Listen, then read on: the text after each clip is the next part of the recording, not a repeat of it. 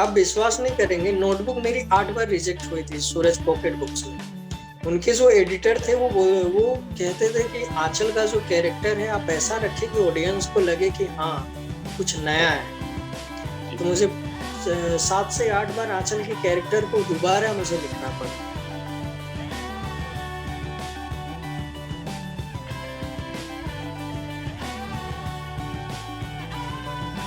नमस्कार दोस्तों, मैं हूं जय सत्यम और आपका स्वागत है इन कन्वर्सेशन विद के एपिसोड 3 में। आज हमारे साथ कबीर जी हैं जो कि एक लेखक हैं और उन्होंने 2 पुस्तकें अभी तक लिख चुके हैं, जिसमें से एक पुस्तक का नाम है रिया एक सीरियल किलर और एक है नोटबुक। तो आज हम उनसे ढेर सारी बातें करेंगे और आपके ही कुछ प्रश्नों के उत्तर उनसे जानेंगे। तो इस सेशन की शुरुआत करते हैं। सबसे पहले कबीर अहमद जी, आपका स्वागत है हमारे इस लाइव सेशन में। धन्यवाद जी, तो कैसे हैं आप सबसे पहले? मैं बहुत सही हूँ, आप बताइए आप कैसे हैं? जी, इधर भी हाल सारे बढ़िया हैं। और सबसे पहला प्रश्न ये कि लॉकडाउन में काफी परिस्थितियां बिगड़ी हैं, काफी चीजें हुई हैं। तो सबसे मेरा पहला प्रश्न उसी से है कि लॉकडाउन आपके लिए कैसा रहा? कि क्या आपने कुछ नया सीखा? कैसी रही परिस्थितियां?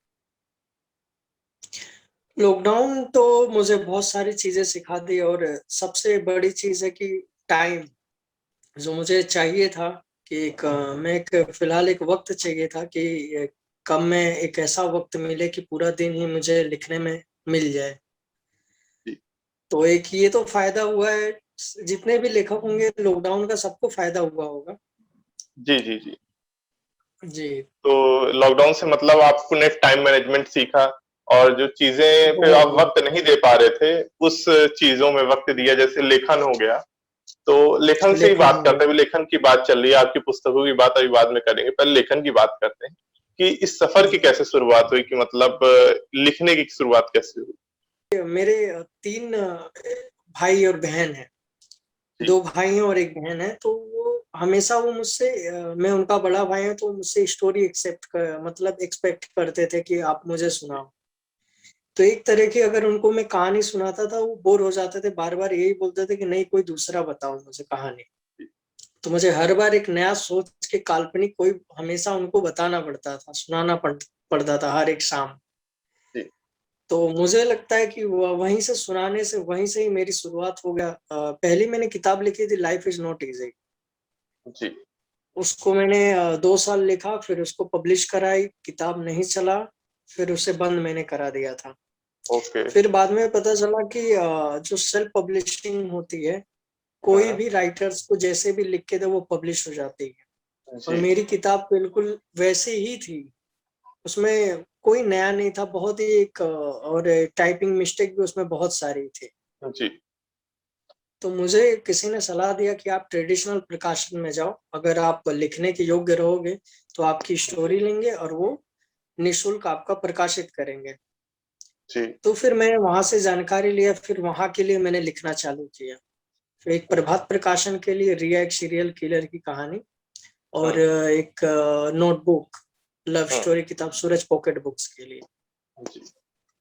तो सबसे पहले हार्दिक शुभकामनाएं जो 2 बुक आपकी आई हैं, और मेरे ख्याल से इसी वर्ष आई हैं, क्योंकि हाँ इसी वर्ष जी कोविड की वजह उसके से लिए। रिया हाँ। लेट रिलीज हुई, वो अच्छा अच्छा। 2020 में ही आने वाली थी। जी। तो प्रकाशन के तथ्य को अभी बाद में डिस्कस करेंगे, जो सेल्फ पब्लिशिंग और ट्रेडिशनल पब्लिशिंग है। सबसे पहले जो आपने अपने बचपन की बात की कि आप अपने छोटे भाई बहनों को कहानी सुनाते थे, तो जैसे आप कहानी सुनाते थे तो वहां से आपको एक स्टोरी टेलिंग की आदत जो है वहां से जनरेट हुई। जी और आपको स्टोरी सुनाने के साथ साथ कई ऐसी कहानियां भी होंगी जो आपको पसंद रही होंगी बचपन से भी। कुछ ऐसी किताबें रही जी। होंगी, जैसे बचपन में कई लोग को अलिफ लैला की कहानी पसंद आती है, चंद्रकांता की कहानी पसंद आती है, वैसे ही मैं आपकी कौन सी जी फेवरेट बुक रही है या फेवरेट लेखक रहे हैं? उस टाइम में मैं बालहंस की कहानियां बहुत ज्यादा पढ़ता। जी और जब बड़ा हुआ तो सबसे पहली किताब मैंने गोदान पढ़ी थी प्रेमचंद की। जी वो दादा के अलमारी में रखी हुई थी, तकरीबन 800 या 900 पेज की किताब। जी तो सबसे पहली किताब अपने जीवन में मैंने गोदान ही पढ़ी है प्रेमचंद की।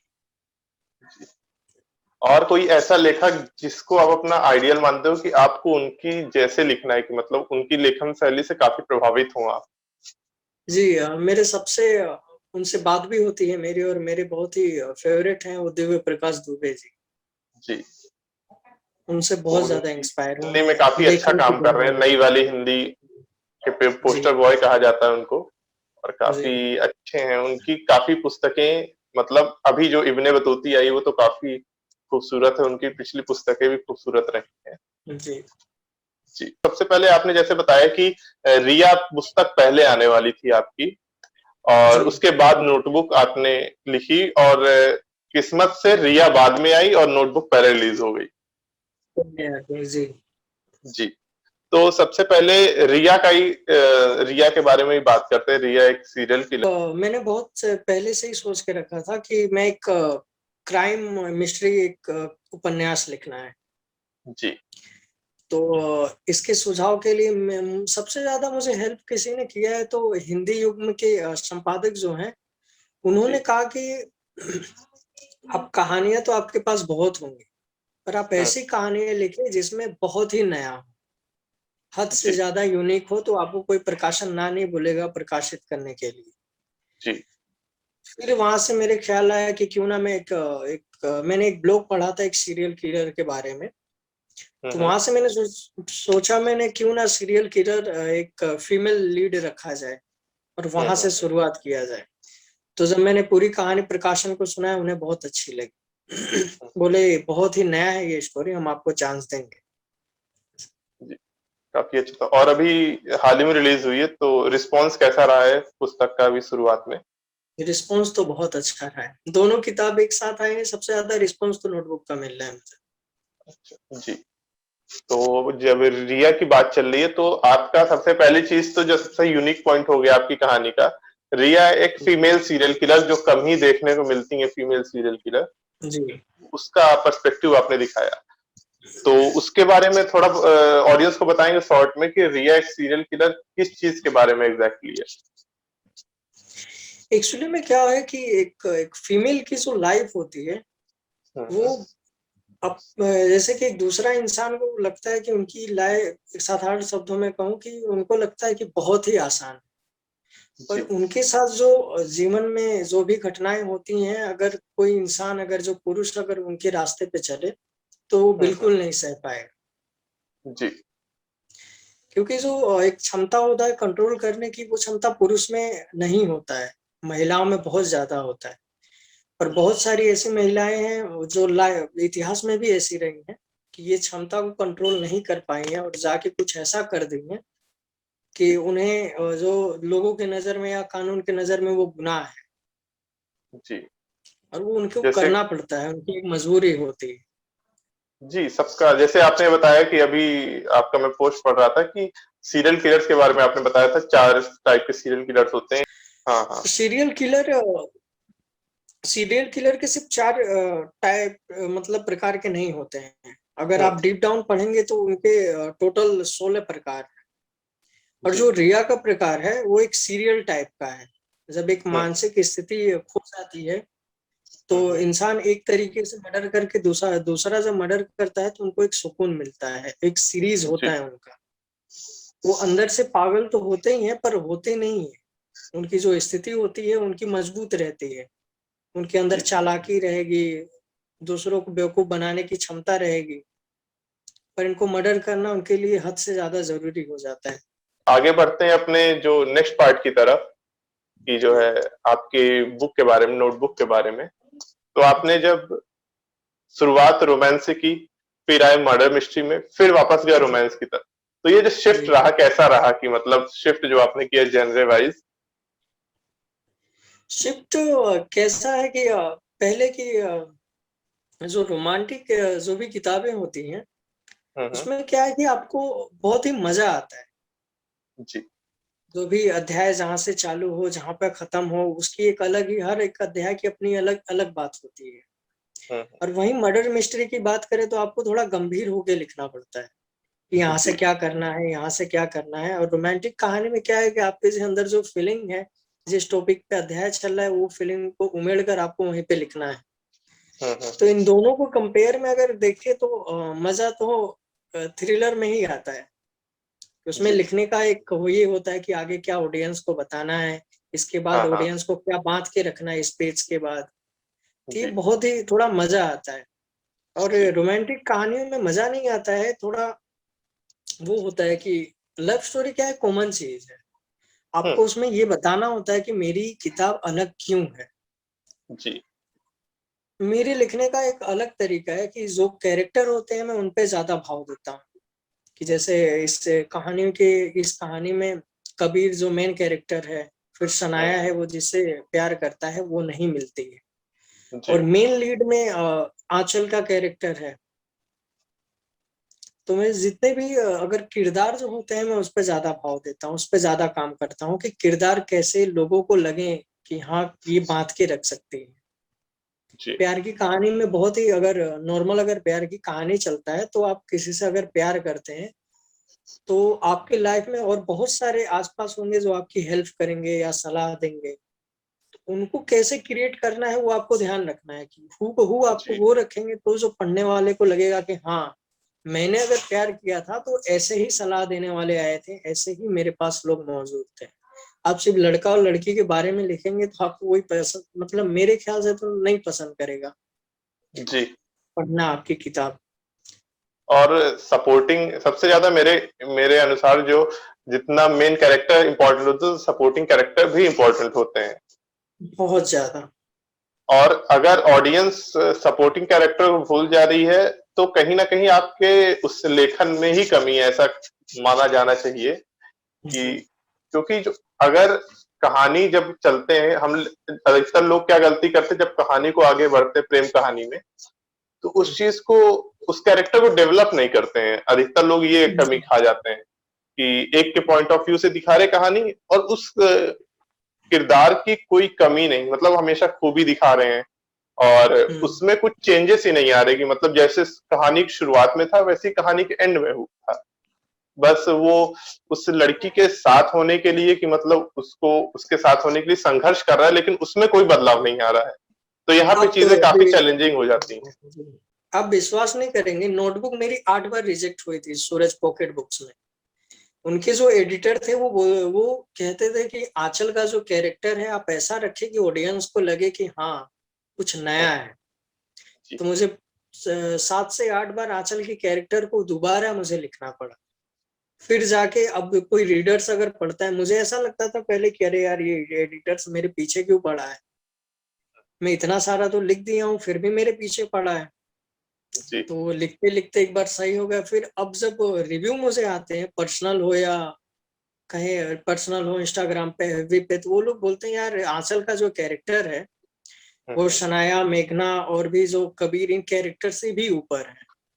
उनकी बात ही अलग है। आंचल का जो कैरेक्टर है, जितने भी फीमेल लीडर्स हैं, मेरी सबसे ज्यादा फीमेल लीडर्स ही हैं, तो उन्हें जी, आंचल जी, का कैरेक्टर बहुत पसंद है। तो एक बात मैं बताऊं, कुल मिला जुला के अगर एक चीज कहें तो आपको लेखन की दुनिया में आपको सीखना बहुत जरूरी है। जी। जैसे कि प्रकाशन ने मुझे 8 बार मुझे रिजेक्ट किया, हम्म, कोई हम्म, भी इंसान को बुरा तो लगेगा है।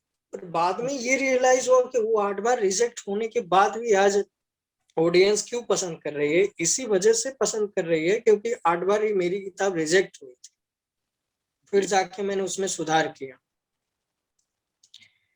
तो सीखना लिखने से ज्यादा बहुत जरूरी है, अब मैं ये अब मान चुका हूँ। पहले तो नहीं मानता था, पर मैं ये जितने भी जी, बड़े लेखक के मुंह से आप सुने होंगे, आपने इंटरव्यू लिया होगा, जी, वो भी जी, बोले होंगे जी, जी, कि लिखने से कहीं ज्यादा पढ़ना जरूरी है।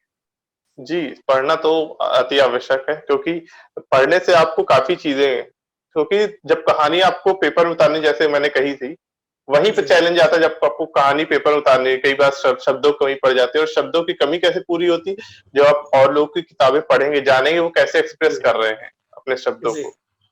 लोग उसी, क्योंकि जब आप मूवी देखते हैं वहां पे आपके पास किरदार है, सामने सजीव है, वहां पे आप हम्म, देख रहे हैं, वहां पे आपको डर भी लगेगा क्योंकि ऐसी सिचुएशन क्रिएट हो रही है। लेकिन चैलेंज वहां जी आता है जब आप लिखते हैं, वहां पे आपको किसी को डराना है, किसी को हंसाना है, किसी को हम्म, सस्पेंस में बांधना है, वहां पे एक चैलेंज आता है, और वहीं पे शब्दों का खेल वहीं पे काम आता है। जी जी। तो कई ऐसे नए लेखक हैं जो इस फील्ड में आना चाहते हैं, तो आप उनके लिए क्या सजेशन देना चाहेंगे? सजेशन देना क्या है, मैं खुद ही नया लेखक हूँ और मेरे पास बहुत ऐसे सारे लेखकों का मैसेज आता है कि आपने क्या किया कि ये, तो मैं उन्हें यही सलाह देता हूँ कि आप लिखने से ज्यादा पढ़ने पे ध्यान दीजिए और जितना लिखने पे ज्यादा वक्त लगेगा उतनी ही खूबसूरत किताब बनेगी। बहुत सारे लोग आते हैं बोलते हैं कि कबीर भाई मैंने 2 हफ्ते में किताब लिख दिया है, 3 हफ्ते में किताब लिख दिया है। मैं उन्हें बताता हूँ मुझे एक किताब लिखने में 1 साल लग जाते हैं, 9 महीने 10 महीने, फिर मैं 1 महीने टाइपिंग में, फिर उसको सुधार करने में, मुझे टोटल एक किताब पे 1 साल का वक्त लगता है। तो आपने कैसे दो दो हफ्ते में खत्म कर दिया है। तो मैं उन्हें यही सलाह देता हूँ कि आप किताब को खूबसूरत बनाने के लिए सबसे पहले तो आप किताब ज्यादा से ज्यादा पढ़िए, देखिए कैसे लिखते हैं कैसे नहीं, क्योंकि मैंने लिखने से पहले दिव्य प्रकाश दुबे जी की, सत्य व्यास की किताबें, दिल्ली दरबार हुई, जी। बनारस टॉकीज हुआ, ये सब किताबें मैंने पढ़ी। फिर जाके एक आइडिया मिलता है कि कहाँ से क्या कनेक्ट करना है, कैसे करना है। बहुत ही फायदा होगा किताब पढ़ने के बाद नए लेखकों को, जैसे मैं हूँ और भी बहुत सारे हैं। जी, मतलब पाठन का काफ़ी महत्व है अगर किसी को इस बहुत फील्ड में आना ज्यादा, है सबसे ज़्यादा। बहुत जी, ज्यादा। मैं तो जी। मानता हूँ कि उनको 1 साल अपने आप को एक समझने में देना चाहिए। हुँ। मैंने तो लगभग 3 साल इस फील्ड में निकाल दिया है। शुरुआत से मैंने कोई जल्दीबाजी नहीं की, क्योंकि आप लेखन की दुनिया में जितनी भी जल्दीबाजी करेंगे आपकी किताब उतनी ही नहीं चलेगी मार्केट। जी। आपको सीखना बहुत जरूरी है, जितना आप सीख सीख के भर जाएंगे उतने ही आप अच्छे तरीके से एक्सप्रेस करेंगे कागज और पेन के साथ, मुझे ऐसा लगता है। जो जैसे-जैसे हम अब डिजिटल वर्ल्ड में आ रहे हैं, वहाँ-वहाँ पे आपकी हम्म, कहानी बिन पूछे कोई पब्लिश कर दिया, ये चैलेंजेस आते हैं अभी। नहीं, और उस फिलहाल केसेस तो को सॉल्व होने में काफ़ी टाइम भी लगते हैं कि मतलब कोई जैसे आपकी बुक पढ़ा कोई और हम्म, कोई राइटर, कोई डायरेक्टर उस बुक से ऐसे तोड़-मरोड़ा कि उस कहानी को पेश कर दिया और जब रिलीज़ हो रही है आपको तब पता चल रहा है कि मेरी कहानी तोड़-मोड़ के पेश कर दी गई। हाँ, ये तो बहुत लेखकों के साथ ऐसा हुआ है। अब मेरे साथ ऐसा ना हो, मैं तो यही चाहता हूँ। जी, ऐसा ना हो, मैं भी यही दुआ करूँगा कि किसी के साथ ना हो ऐसा। नहीं नहीं, किसी के क्योंकि साथ ना हो। एक क्योंकि लेखक जो होता है वो बहुत ही मेहनत से लिखता है। जी। क्या होता है कि लोगों को ऐसा लगता है, मतलब मुझे मेरे दोस्त बहुत लोगों ने ऐसा बोला है कि नहीं यार लिखना तो बहुत आसान है, और मैं उनको यही जवाब देता हूँ लिखना बहुत ही आसान है, पर मेरे जैसा लिख के बताओ तो मैं मान जाऊंगा। लिखना तो हर कोई जी, लिख लेता है। तो मैं डायरेक्ट यही बोलता हूँ उनको, मतलब कि मेरे जैसा अगर लिख के दिखा दो तो मैं मान जाऊंगा कि हाँ तुम लिखने में सही हो। जी, काफ़ी खूबसूरत रहा ये चर्चा और जो है इस चर्चा को हम विराम की तरफ ले जाते हैं क्योंकि 4 मिनट बचे हैं इस लाइव सेशन को। जी तो इस विराम की तरफ ले जाते हैं और अंत में कुछ सवाल हैं जिसका जवाब आपको बहुत कम शब्दों में देना है कि जी। इनमें से आप क्या ज़्यादा पसंद करेंगे, ई-बुक, पेपरबैक या audio book? Paper bag. Paper bag, जी। और favourite movie character which you want to took on date? Actor. Favourite movie character मतलब कोई मूवी कैरेक्टर जो आप जिसके साथ आप डेट पे जाना चाहते हो? दिलवाले दुल्हनिया ले जाएंगे राज। जी, okay. And Hollywood versus Bollywood, which one is your favourite? Bollywood. जी। और नेक्स्ट क्वेश्चन है कि फेवरेट, जैसे आपकी बुक से ये कि फेवरेट मर्डर मिस्ट्री फिल्म आपकी कौन सी है? फेवरेट मर्डर में रास्ता था, साउथ जी। फिल्म। और आपके फ्यूचर प्रोजेक्ट के बारे में कुछ बताना चाहें कि मतलब आगे आप क्या ऑडियंस के सामने लाने वाले हैं? ऑडियंस के सामने में एक किस्सोई गुल्लक नाम की एक टाइटल है मेरा, जो जी, बनारस के ऊपर बेस है। वहाँ के 3 जो लड़के हैं उनके ऊपर इंस्पायर वाली मूवी, एक इंस्पायर कहानी है ये। जी। और ये बहुत बड़ी बात है कि ये हिंदी युग में से आने वाली बहुत बहुत शुभकामनाएं आपके आगामी प्रोजेक्ट के है। लिए और उम्मीद करते हैं कि आप इसी तरह खूबसूरत लिखते रहें और जब भी आपकी अगली जरूर। पुस्तक आएगी दोबारा मुलाकात होगी। और जुड़ने के लिए धन्यवाद, काफी अच्छा लगा आपसे बात करके आपका भी और अपना धन्यवाद। कीमती समय देने के लिए धन्यवाद।